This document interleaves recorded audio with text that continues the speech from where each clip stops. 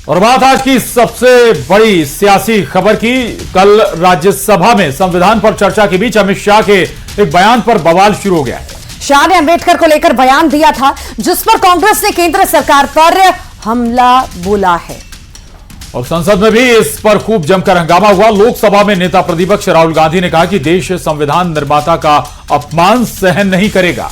राहुल गांधी ने कहा है कि गृह मंत्री शाह को माफी मांगनी चाहिए। राहुल गांधी ने संसद परिसर में विपक्ष के विरोध प्रदर्शन की एक तस्वीर भी साझा की है।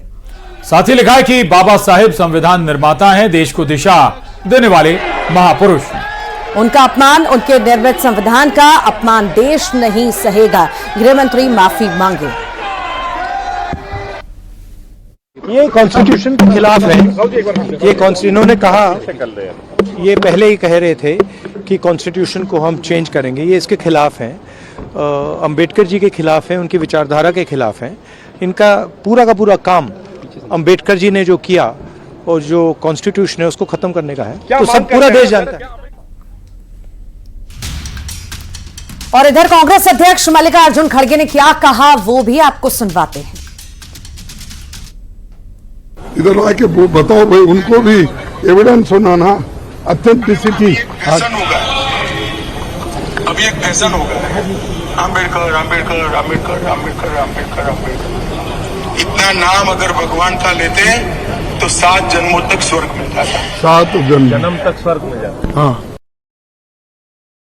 इधर आके बताओ भाई, उनको भी एविडेंस होना ना, ऑथेंटिसिटी। फैशन होगा, अभी एक फैशन होगा, अंबेडकर अंबेडकर अंबेडकर अंबेडकर अंबेडकर अंबेडकर। इतना नाम अगर भगवान का लेते हैं तो 7 जन्मों तक स्वर्ग मिल जाता है। 7 जन्म।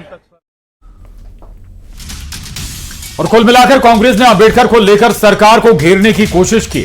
कांग्रेस के वार पर पीएम मोदी ने निशाना भी साधा है। पीएम मोदी ने सोशल मीडिया पर पोस्ट करते हुए कई बातें लिखी हैं। लिखा है कि डॉक्टर बाबा साहेब अंबेडकर के कारण है कि हम जो कुछ भी हैं। हमारी सरकार ने पिछले दशक में डॉक्टर बाबा साहेब अंबेडकर के दृष्टिकोण को पूरा करने के लिए अथक प्रयास किया है। किसी भी क्षेत्र को लीजिए, चाहे वो 25 करोड़ लोगों को गरीबी से बाहर निकालना हो, SC/ST अधिनियम को मजबूत करना हो, हमारी सरकार के प्रमुख कार्यक्रम जैसे स्वच्छ भारत, PM आवास योजना, जल जीवन मिशन, उज्ज्वला योजना और भी बहुत कुछ हो, इनमें से प्रत्येक ने लोगों के जीवन को प्रभावित किया है। शाह के बयान पर कांग्रेस क्या कह रही है वो हमने आपको सुनाया है। अब आपको वो सुनाते हैं जो राज्यसभा में केंद्रीय गृह मंत्री अमित शाह ने कहा।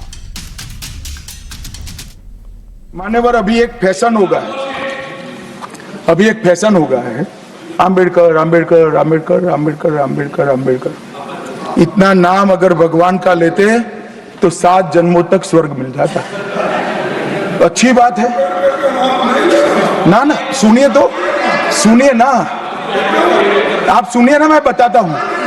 हमें तो आनंद है कि अंबेडकर का नाम लेते हैं। अंबेडकर का नाम अभी 100 बार ज्यादा लो, परंतु साथ अर्थ में अंबेडकर जी के प्रति आपका भाव क्या है ये मैं बताता हूं। मान्यवर, अंबेडकर जी को देश की पहली कैबिनेट से इस्तीफा क्यों दे दिया? और इसी मुद्दे पर थोड़ी देर में केंद्रीय गृह मंत्री अमित शाह PC करने वाले हैं। चलिए आपको बताते हैं कि अंबेडकर पर घमासान का मसला आखिर दिल्ली से MP तक कैसे देखने को मिल रहा है। MP में विधानसभा का शीत सत्र जारी है। सदन में चर्चा कम, हंगामा ज्यादा देखने को मिल रहा है।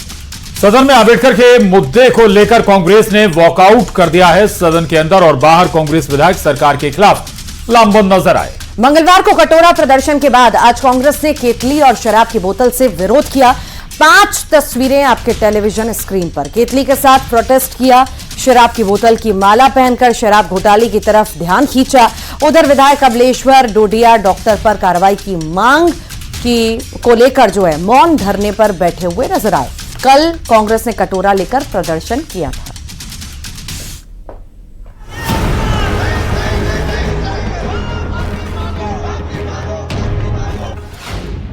कांग्रेस का विरोध इस बार भारी।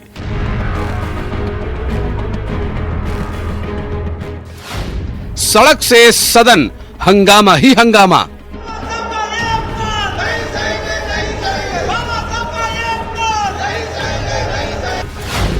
कटोरा, केतली, बोतल, खूब बवाल। सियासी खटपट, सदन से वॉकआउट।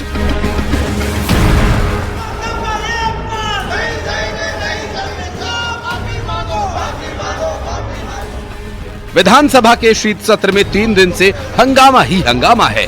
कभी खाद पर तो कभी रोजगार और कभी भ्रष्टाचार पर। कांग्रेस ने सरकार के खिलाफ जमकर नारेबाजी की।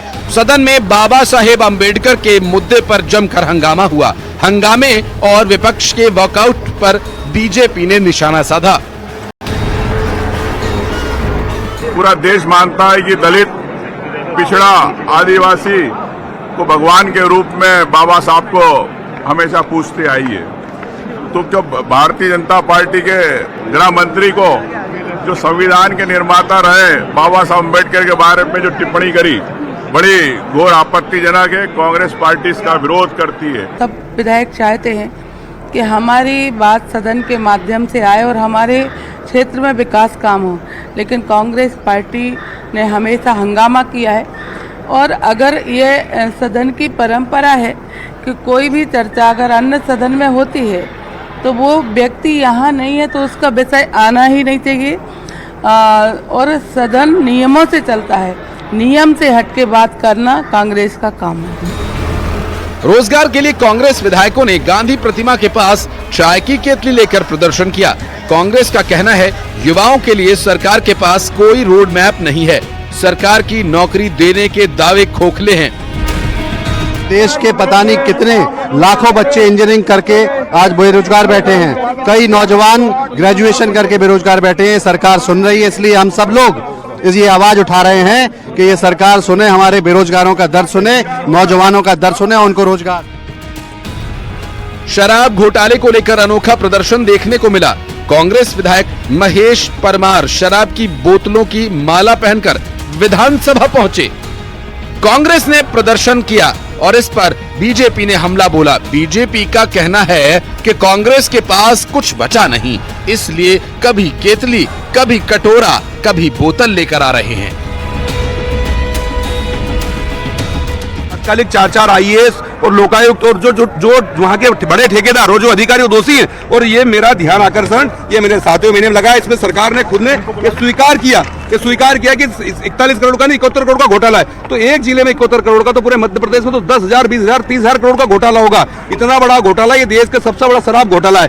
क्या आदरणीय मुख्यमंत्री जी बचाना चाह रहे हैं? कांग्रेस के पास कटोरा, पकोड़ा, आलू, जलेबी यही चीजें बची है, जनाधार उनके पास बचा नहीं है। मध्य प्रदेश में एक सक्षम भारतीय जनता पार्टी की सरकार है। जिस किसी भी कथित घोटाले का वो आरोप लगा रहे हैं, सरकार पूरी जांच कराएगी और अगर इस तरह का कोई मामला आता है तो दोषियों पर कार्रवाई होगी। कुल मिलाकर विधानसभा के बाहर और अंदर भारी हंगामा देखने को मिल रहा है। कांग्रेस इस बार सरकार पर हमलावर है और इसका क्या परिणाम होगा, ये भी देखना अहम होगा। Report news 18।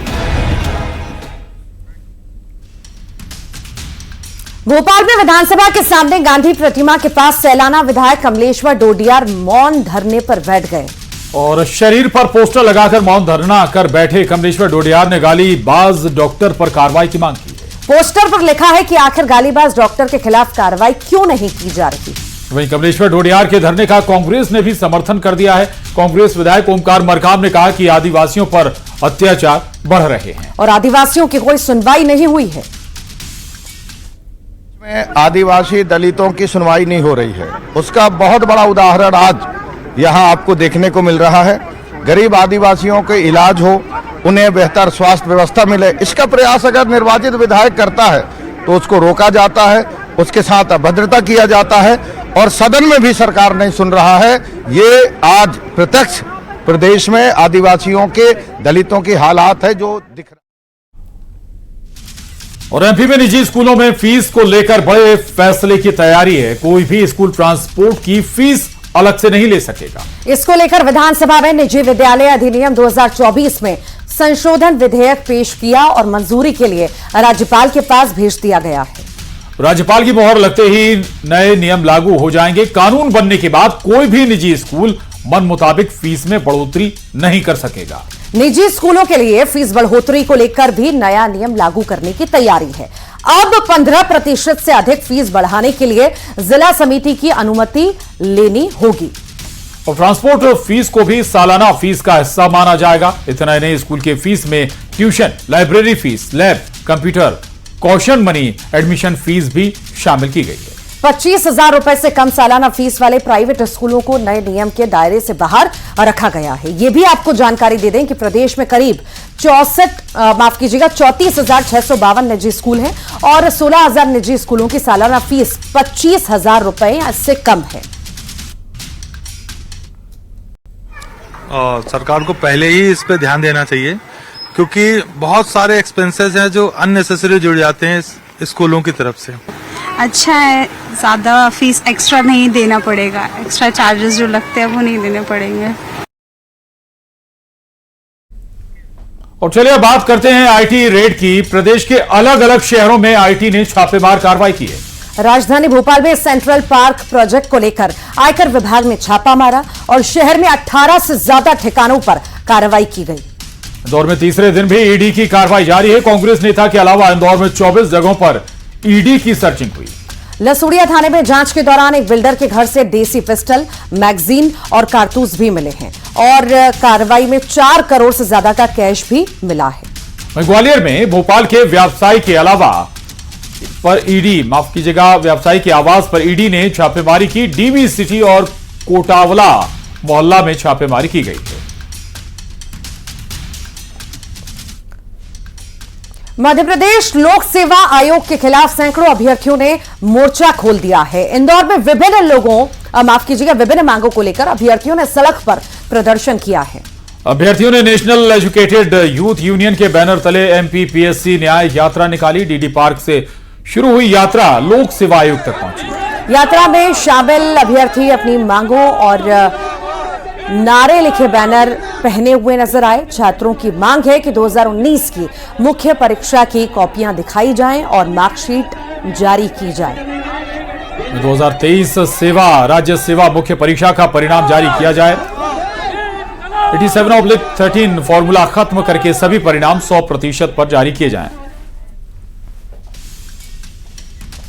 और खबर राजधानी भोपाल के हमीदिया अस्पताल से जुड़ी हुई है। बताया जा रहा है कि अस्पताल के स्टाफ में छटनी हो सकती है। दरअसल ward boy, lab technician, housekeeping staff की संख्या अधिक है, जिसके कारण आउटसोर्स कर्मचारी समय पर वेतन उन्हें नहीं मिल पा रहा है। कहा जा रहा है कि हमीदिया अस्पताल में 1400 कर्मचारियों की स्वीकृति है और 1600 स्टाफ इस समय काम कर रहा है। कोविड फंड से अतिरिक्त स्टाफ भर्ती किया गया था, लेकिन अब इनको समय पर वेतन नहीं मिल पा रहा।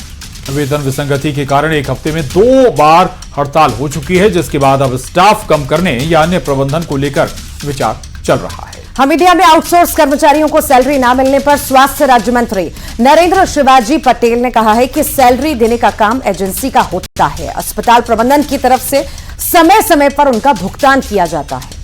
अगर फिर भी कोई दिक्कत है तो उसे समझकर दूर किया जाएगा। और चुनाव से पहले दिल्ली के पूर्व सीएम और आम आदमी पार्टी के संयोजक अरविंद केजरीवाल ने बुजुर्गों के लिए संजीवनी योजना का ऐलान कर दिया है।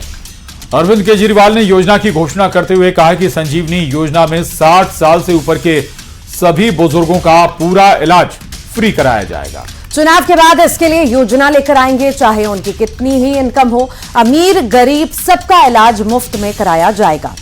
चाहे वो सरकारी या प्राइवेट अस्पताल में इलाज कराएं, इलाज का सारा खर्चा दिल्ली सरकार उठाएगी। जब लक्ष्मण मूर्छित हुए थे तो हनुमान जी उनके लिए संजीवनी बूटी लेके आए थे। तो आज दिल्ली के बुजुर्गों के लिए मैं संजीवनी योजना का ऐलान करने जा रहा हूं कि 60 साल से ऊपर के हमारे जितने बुजुर्ग हैं उन बुजुर्गों का आज के लिए इतना ही। अब बने रहिए न्यूज़ 18 के साथ।